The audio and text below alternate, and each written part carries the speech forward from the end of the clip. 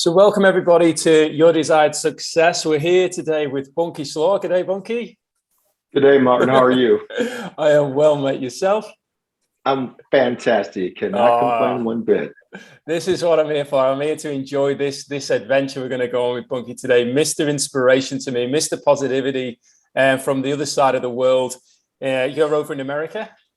Over in America, I'm in Decatur, Illinois, which for most people, it's about 200 miles north of Chicago, Illinois, the Chi-Town. So it's a nice little small town, about 75,000 people, good community to live in. We do things pretty well. Our basically product used to be soybeans. Used to be the soybean capital of the world, but now that has changed. So basically, we still make soybeans, but not to a high extent level. Yeah, wow. There's something I didn't know. I actually, when I was 19 and then 24, I actually traveled through Illinois and Chicago and Missouri and quite a few states in America. So I can relate to being around that area, but I wasn't aware of soybeans. We were about racing motorcycles. So yeah, ripping up the fields. So bikes are fun. Absolutely. So tell us more about you. So tell me what the journey's been through the life, Bunky, if you're willing to share there, and help me understand more about you, because as I said before, you're Mr. Inspiration, Mr. Positivity. That's how you've come across. We connected in that space. So what's been the journey that's helped you evolve into this man that really wants to help people see the value of themselves? I think for me, always people have been attracted to me for my positivity, even at a young age. They say you're so calm, you don't get angry about things. How do you do it? And then after I got a certain age, I think, maybe I want to go into psychology or something like that. But unfortunately, I didn't have enough money to go to college. So I took a job with the school system. And luckily, I was able to get out at a young age. I retired in 2018. And then I've been a certified personal trainer most of my life for about 30 years professionally. So that's been the route where I was able to kind of start dealing with people on a one-on-one basis. And I developed a program beyond the personal training. I think it's very important you have emotional, physical, and mental health. And I think you have the combination of all three to have a life of positivity and a life of fulfillment versus a life of despair. Yeah, wow, that's super powerful. I mean, we talk in the with going through the journey of also being a personal trainer, diving deeper into nutrition, diving deeper into or even mental health with my own journey. Yes. What has been your experience in that space with people as you've evolved through those years? What have you found that people have shown up with their emotions, with their physical aspects of health and their mental health? What's been something that you've noticed that is really probably needed support in those areas? The thing that I've seen the most and probably scares them the most is the low self-esteem in young teenagers. Because I trained a lot of young athletes. That was the majority of my training purposes. I had some older people, some older women, a few men, but mainly teenagers is what I trained. And I noticed that their self-esteem was very, very low. So that was probably 10 or 15 years ago. So all the problems that I see now, I could see developing back then to what we have now, where a high rate of suicide among young people, very low self-esteem, a lot of more mental health drugs to prevent depression and things of that type of nature. So I think that's what I've noticed the most. And that's why I want to develop something to help change that into a more positive environment, more positive thinking. Yeah, wow. Yeah, that's incredibly powerful. So a bit of a deep question here. Was the mental health stuff something you went through yourself? Actually, I went through a lot through my life. I have been through 2 divorces, and I've been through my first wife was gotten into drugs really bad. So I had the chance to unfortunately see drugs and that side of drugs. So it made me, some people it makes them scared. It made me a stronger person. I think it's just my personality. So I think you always learn from what happens in your life, and you must turn that bad thing into more of a positive thinking pattern and say, okay, what can I learn from this experience to better myself and better my life in the future? Yeah, that's something that's really had a shift on myself around that. Instead of why is this happening? What's the lesson here? Right. And seeing those lessons in both what we class as positive and negative. Right. And I love the way that you were able to Well, the thing that we were talking about recently in one of the masterminds was the power, like Right. everything's energy.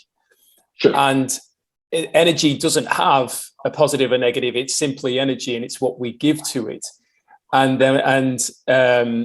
this was just the conversation that we were having. But that angle, if we're going to view it as negative, somebody else is probably going to view that energy as positive. So Yes. they're going to use it in the direction they want it to go, or they're going to use it in the direction that they don't want to go. Correct.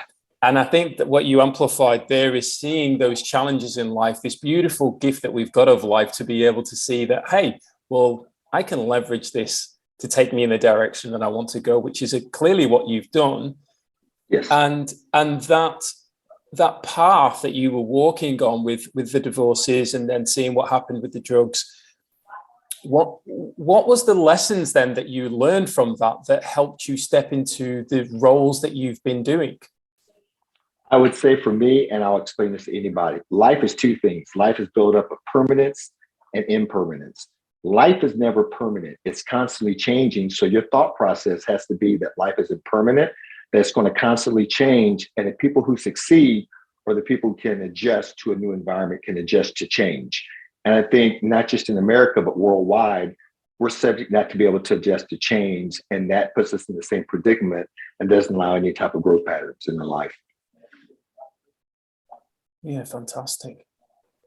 Cheers. You reminded me there of my when I was going through suicide in 2014 and 15, and it went on for a couple of years. But my cousin couldn't understand. He's 8 years older than me, and I idolized him as a child. He races motorcycles in America, Right. and we traveled around the States and stuff. And so we were very close. And when I went, and I living in Australia, when I went through what I went through, he found it very frustrating that I could be going through that because of some of the things that he had experienced when he was younger, that he didn't choose to go down this path. I didn't see others go down this path of the suicidal thoughts and journey. But one of the things he said to me was, and it hit me hard, and it was something down the lines of, suicide is a permanent solution for a temporary problem. That the depression was the temporary problem, but the suicide, if I chose to act on it, would be a permanent solution that I'm not coming back from. Yes. And it really made me think, even though I was in a lot of pain then, it was obviously a seed that was planted that this will pass. And through people like yourself who are choosing to step up in this space and share what, we've used the word countless times already, positivity. Yes. Share that could just be the spark that's needed to ignite the fire in the belly to help somebody move forward. Yeah, and another thing that I've learned is understanding death. Death is a very hard thing. And I will say my parents died 32 days apart in 2008. So I had it hit twice, but I've learned, even though I knew they wouldn't be around all my life, as they got older, it says, what type of lessons did they try to teach me? What can I learn from them that will stick a lifetime way beyond their years on this earth? And that's what I did, to say life is impermanent. It's constantly changing. And some of the things you value in your life, you will no longer have. And one of that is your parents. Most parents hope that they go before their children. So I'm hopefully everybody's parents will live a long life. But most likely, in the most circumstances, they're going to die before you.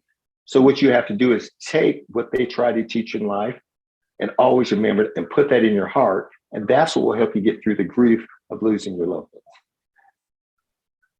Yeah, so much value already.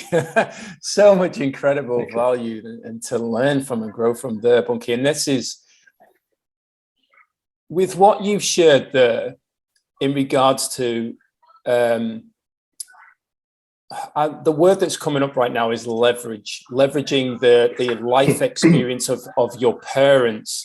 But right. How powerful has been in your own life and with the people, not only your parents, other family members, friends, work colleagues, bosses, how valuable has their knowledge been for you, their knowledge, their experience, even their wisdom has been for you to help you become the person that you are today? Not just your experiences, but those people that you've been surrounded by.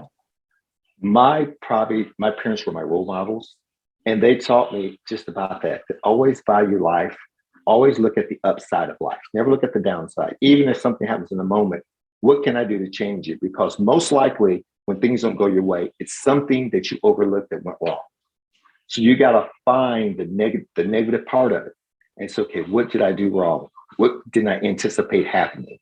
So if you go back, it's like a game. It's like a game for me to play. I played sports all my life. So I do that when I take that sports mentality into the personal world and say, let's look at my game film. How did my day go? If it didn't go right, why didn't it? Did I do something wrong? Did I wake up late to start me off on a bad way? So I think that's what we have to do. I think my parents taught me always there's a reason for why you didn't succeed on a day, on a year, or for several years.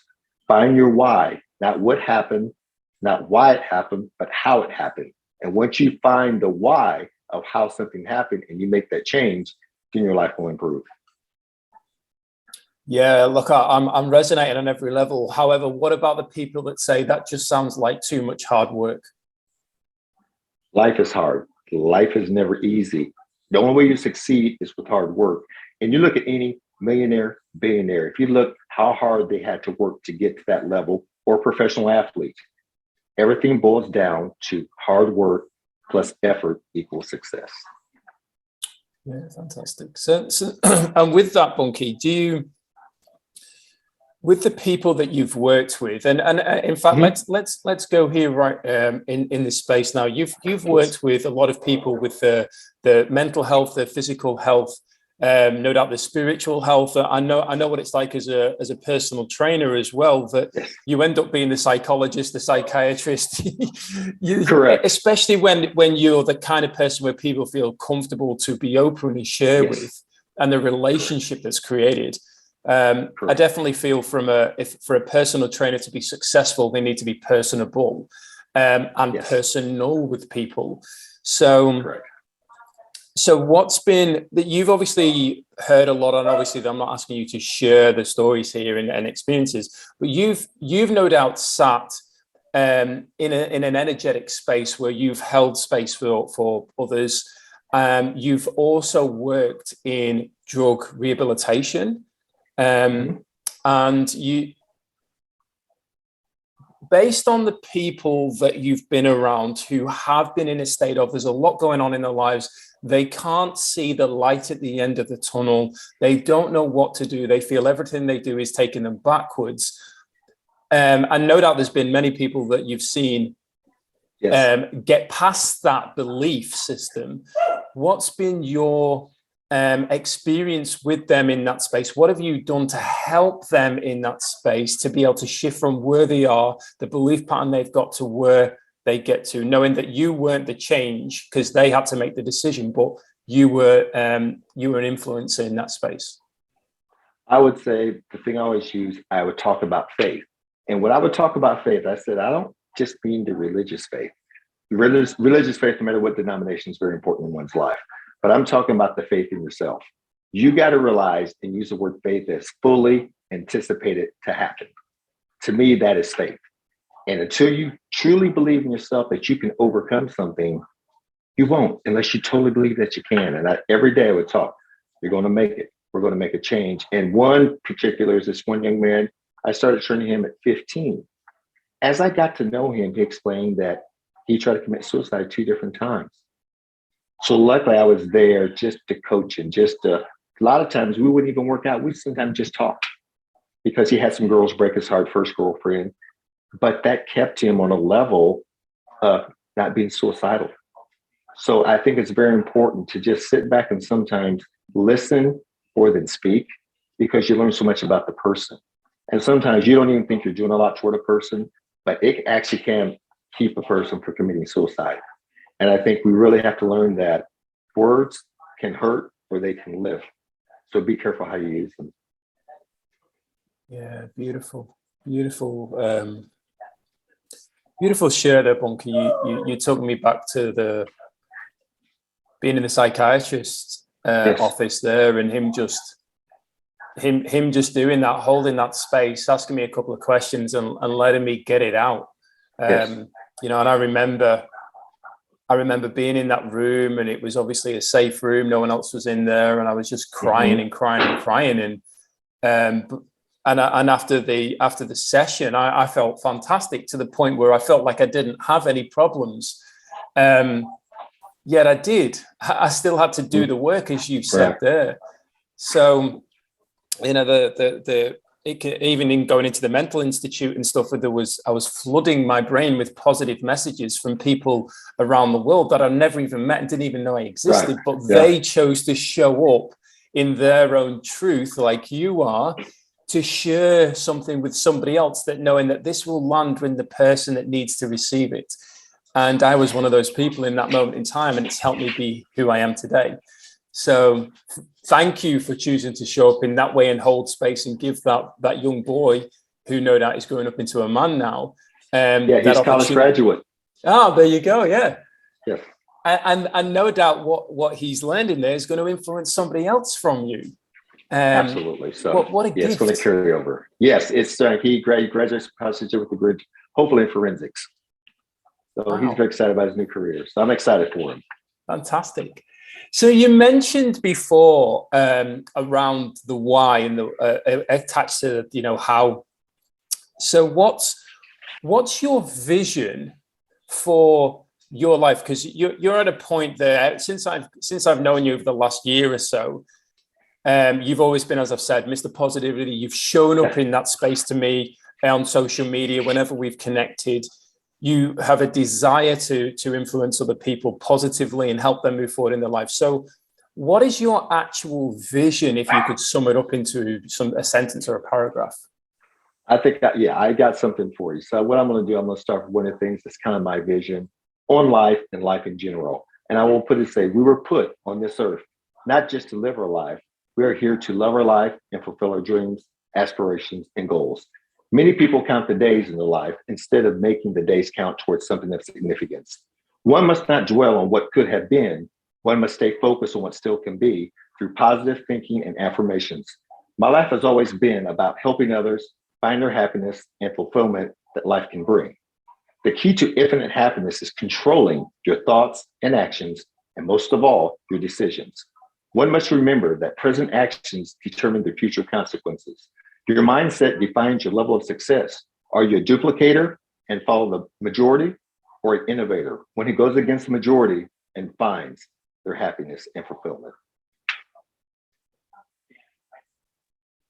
Wow.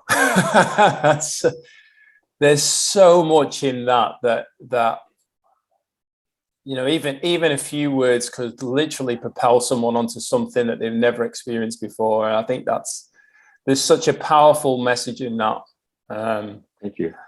And I can say, Bunky, and I wholeheartedly say this, that everything that you shared there is received from you when you show up, when you talk, when you just give that space. And it's clear to me, you know, in the calls that we've had, in the mastermind that's been featured in YDS, it's clear to me that you live 100% in alignment, and you also, and I'm going to use the word that you used, have the faith within you to not only make that positive impact in people's lives, but for them to make the positive impact in their own and let that overflow.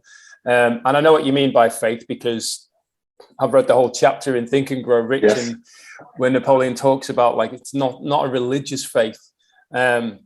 We actually masterminded on that recently, where something that came up, and I dropped this as a question. Do you believe it's more important to have faith in something external of yourself rather than faith of your actual self, your internal truth? And it was that for some people, especially, and I was brought up Catholic, but that question for those people who are religious and attach faith to religion, that was a thought-provoking question, because all of a sudden it went from trying to leave it outside to bringing it back into self. And that's where you find out about your self-worth and the belief in self and your own inner truth, to try and find that. It was an extremely powerful call that we had there. So thank you for taking me back there. So one of the things that I talk about a lot is core values. So what would you say, if you're clear on it, or what would you say and feel into this, your top 3 or 5 core values? I would say my values I call my strengths or my power would be faith, diligence, concentration, mindfulness, and insight. That's And if I nice. could break those down, I would say faith is again having fully anticipate something to happen. Something good is going to happen, but you create what you think. So if you think negatively, most likely negativity is going to happen. And diligence is consistent effort. You reap what you sow. So you have to put consistent effort in anything to get consistent success out of it. Concentration is removing negative thoughts from your mind. Always think with a positive thing, even through negative situations. Mindfulness is knowing where and you're at all times. If you're hanging around negative people, you will become negative yourself. And insight is using the wisdom of others who've been through something to propel yourself and not repeat the same process. Yeah, yeah, powerful. That was that was fantastic, Bunky. And you also reminded me of the power of autobiographies. Yes. Especially somebody who you align with, who maybe if whatever we're going to class as success here, whatever that person's achieved that you want to achieve in your life, and they've lived to 80 years of age, they've gone through a lot of life, they've experienced different changes in the world. Why try and do it on your own for the next 60 years or whatever it would be? Why not just read the book and leapfrog, right. Leverage the knowledge and experience of somebody else? Yeah, that's the power of on a whole other level, and even better level is, I'm not expecting you to give your age away, but you look at it and go, you have life experience as we all do. And being able to access that life experience yes. is going to help you, even on a call and you ask a question or you drop in a topic, the ability to be in that space and ask you or somebody else on that call, or they just share their experience in an area. And one of the biggest things that I've found is that many people who are closed-minded just go, oh, well, that's their stuff, that's their life, it's got nothing to do with me. Those who are open-minded are able to find that everything is happening in perfect synchronicity, and that person's sharing. And I can find a moment in my life, in my past, where that can connect to and help me, going back to what you said earlier, help me understand the lesson that I needed to understand to help me then grow and be ready for the next phase of what's coming in my life. That's been probably the biggest thing that I've experienced via these live calls, actually having conversations with people with an open mind, not limiting beliefs that are holding me back. And I don't mean by that negative self-talk, more from, as brought up a Catholic, for instance, oh, I have to follow everything to do with Catholic. No, I don't believe in it anymore. I've let go of that.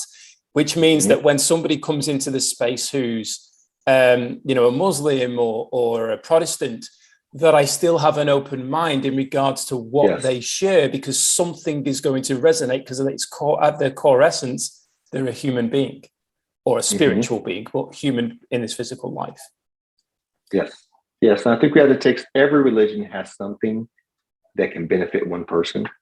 And I think we have to keep stuff with an open mind to say, hey, there might be something from the Catholic faith, a Jewish faith, many other faiths, or many of the religions and denominations that you can gain the value that can maybe really impact your life in a positive way.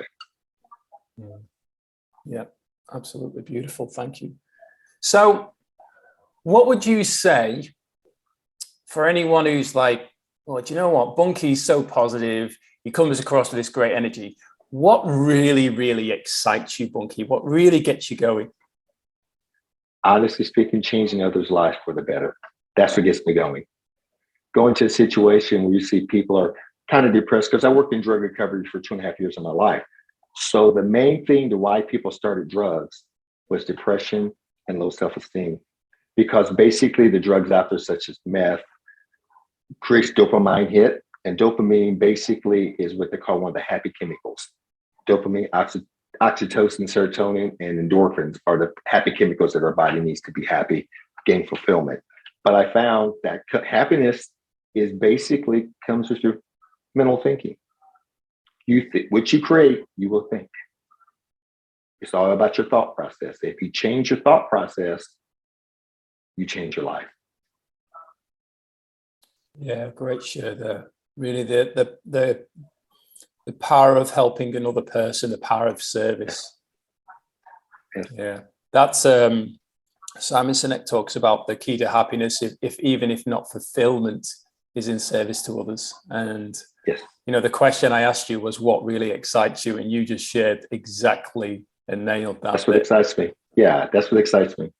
That's Service why I to want others. to go to this platform, is to help others, because it's a rough time right now. I think mental health has really come to the forefront, and I'm glad that a lot of your stars have say, "Hey, I had this issue with mental health.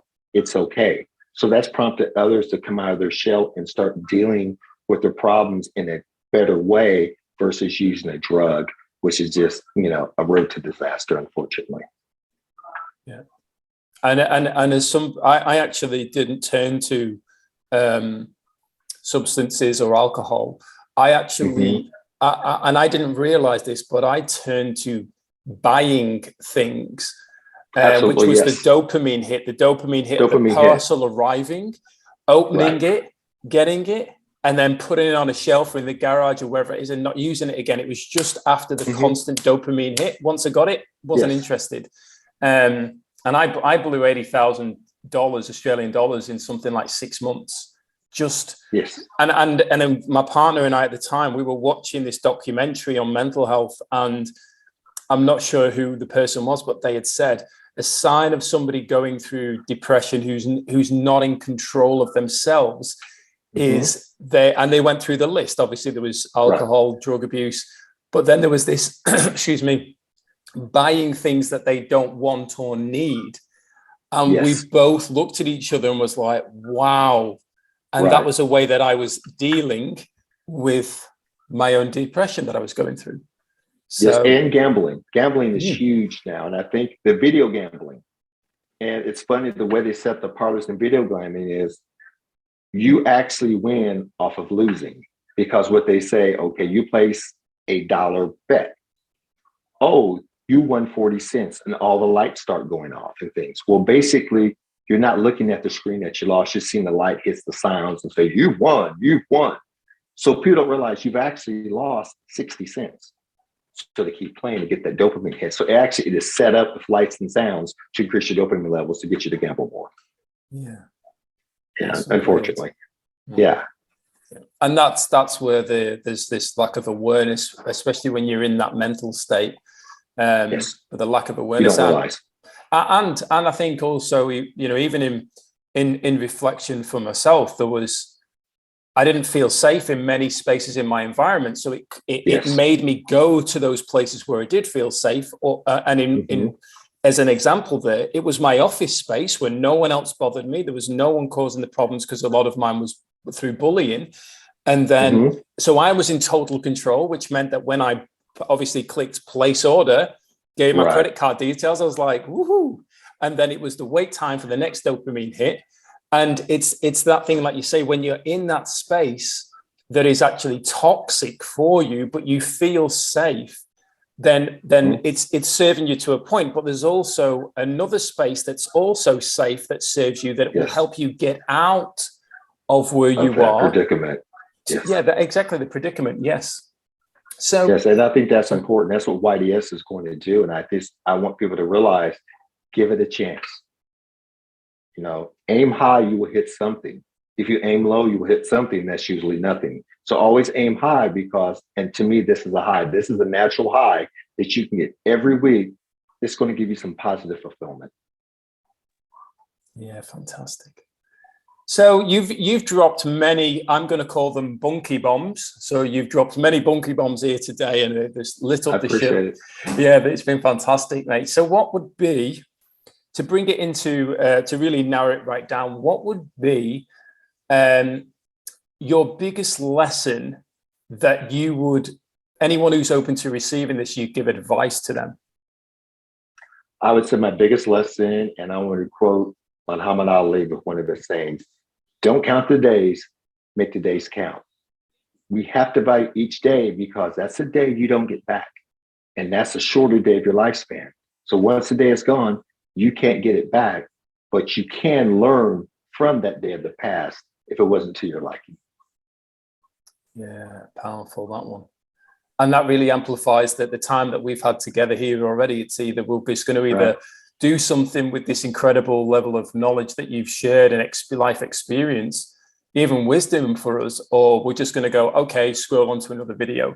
What are we going to do with that new information that's coming to help us move in the direction we want to go? So super powerful. Thank you. Thank you, Bunky. You're quite welcome. It's been my pleasure. So there's two more questions that I want to ask. I want to drop these in because, in fact, there's probably going to be another one that comes up from this. But you mentioned before about your desired success and being in this space. So why did you choose, first of all, to become a member in this space? Not because you're also a presenter. So what is it about the membership that resonates with you? It's people with that positive vibe, that positive energy. And I think that's what's so important. Now, one of my sayings is, a small raindrop is meaningless. A million raindrops can cause a flood. And that can cause a flood, good where you need the water, or bad where it takes out land, homes, and everything else. So I think it's important that if we get enough people, we can cause a flood to help people through the rough times, through the rough predicaments, and give them a life of fulfillment versus a life of despair. Yeah, beautiful. Thank you. And then on top of that, so not only providing those people, like we're building community, we're like you say, that if we use the terminology of the flood, that's the people coming together to share and contribute. And that, like when we said around before, the service that brought in the happiness of even the fulfillment, or as the question to the word excitement. What you also facilitate a live call in this space. So why did you choose to become a presenter, and what is the call all about that you do? I want to be a presenter to give that aspect of life that no matter what you're going through, it's going to get better. And with the help of all of us, we will make sure that it gets better. We will tell you, I will say, faith, diligence, concentration, mindfulness, and insight. We will find if you take those strengths and eliminate your weaknesses of anger, hatred, control, judgment, and pride, that we're going to turn it. We're going to make that shift for you, going from that life of despair to the life of fulfillment. Yeah, that's awesome. And what's your call called? It is. I'm with Michael Maloney on a call. It's on Wednesdays. It's my time. It's at 7:00. I don't know Australian time. I haven't figured out quite yet. But we deal with a lot of subjects, no matter what. It's kind of changing life. It's kind of looking at life in a different perspective. And I want to say that, and also we talk about permanence and impermanence. Life is constantly changes. And once you make the adjustment is when you start to get a lot of that fulfillment. A lot of your dreams, aspirational goals start to come to fruition. Yeah, I've had the pleasure of being on the call, and as you said there, and I think what was so beautiful about the start of that was you chose to collaborate with Michael, which means it's double power. You know that we're actually accessing the mastermind aspect of two batteries coming together, creating more energy. That you work really well because Michael does soul alchemy, and then you come in here with your positivity and inspiration and really tie that in together to help those people. And I know that on one of the calls in particular, you got us to do some to answer some questions and go through a process and then talk about it. And then talk about it. Not only just like sitting and listening and just writing it down and forgetting about it, actually to come into that space and have a conversation around it was so powerful. Which is a gift. I mean, there's very few, if any, other places that give you that kind of ability to look inward, to open the door inward, but then to come and share to help others, but also to receive in doing so. So that was, for me personally, it was an incredible experience. So thank you. You're welcome. That's something you want to work to, like on a weekly basis. You can take the same sheet and go on a daily or weekly or monthly basis with those same sort of questions and break it down to say, how did my day go? Then come back and talk about next week. How was your day? How was your week? What went right? What went wrong? So let's take what went wrong. Let's take the weaknesses out. What were you weak in this week?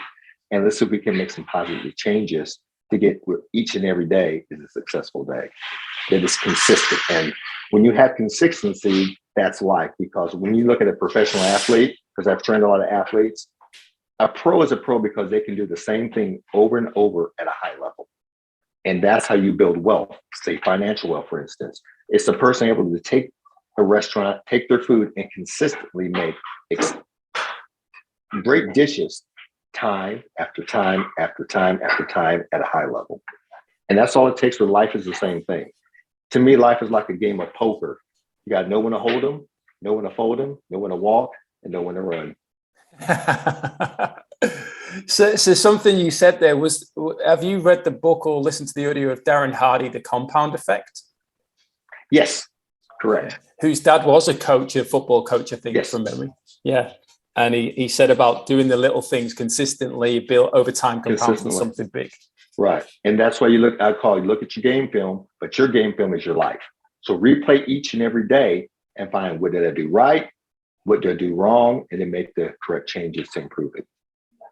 Yeah, gold, absolute gold. Another Bunky bomb right there. So to before we just wrap this up, who are the people that you would like to be able to impact in this space? Knowing that, I know that it could be anybody, I know that, but specifically, who are the people that you're like, hey, if you're going through this, or this is where you are, this is where you want to go, who are those people, and how do they qualify themselves, so to speak? I would say what I see so far are the young people, anywhere from, teenage years up.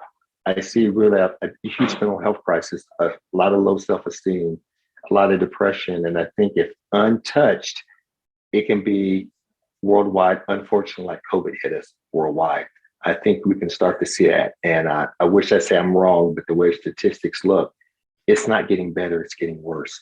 And in order to keep that and keep things at bay, we have to do something. And I think that's where YDS community comes involved, to try to make a positive change in people's lives. Yeah, that's so powerful and so beautiful. So if anybody's feeling they resonate with that, and I know as somebody, I'm in my 40s now, and I received massive value, and I know there's other people older than me who came in and they received massive value. So I know it's for everybody, but in particular, like you said there's a generation that if we don't support them in this time, what's the next generation going to be like? We've got an opportunity to make that impact and pass on those gifts to them. So it's absolutely fantastic that you took the time to be with myself and share with all of us today, Bunky. I'm so grateful for your time, your experience, your knowledge, and as I said earlier, your wisdom. It's been an honor to receive it. It's an honor to be on this journey with you, and I'm so grateful you chose to come in here and start to share more of your gifts to make a greater impact around the world, to leave a legacy, to create a better world. So thank you, brother. Thank you truly. It's been my pleasure, Martin. Always good to see you.